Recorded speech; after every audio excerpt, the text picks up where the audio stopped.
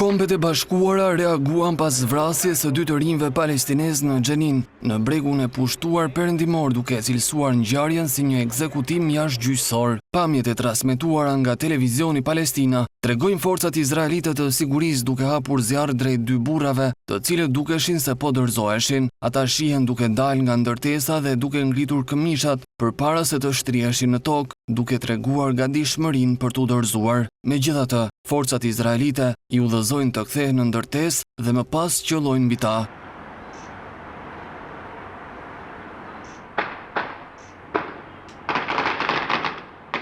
Zëdhënësi i zyrës për të drejtat e njerëzit në OKB, Jeremy Lawrence, tha në Gjenevë se vrasja ishte tmerruese dhe e pacip. Vllai 37 vjeçarit Josef Mahmoud Asasa e përshkroi ngjarjen si shumë të shëmtuar dhe shtoi se një person që dorëzohet mund të arrestohet, por jo të eliminohet në këtë mënyrë brutale. Ushtria dhe policia izraelite deklaruan se 2 burrat ishin të kërkuar dhe të lidhur me një rrjet terrori. Ministri i Sigurisë Kombëtare i Izraelit Itamar Ben-Gvir publikoi një video në llogarinë e tij në platformën X, duke treguar mbështetjen për ushtarët izraelit. Ai tha se ndodhej në selinë rajonale për të inkurajuar dhe përkrahur trupat pas miratimit të një procedure të re që lejon që ushtarët që vrasin palestinez të thirrën në pyetje. Ngjarja ka shkaktuar reagime të shumta nga organizata për të drejtat e njerëzit. OKB-ja ka kërkuar hetim të menjëhershëm dhe përgjegjësi për aktet e kryera nga forcat izraelite.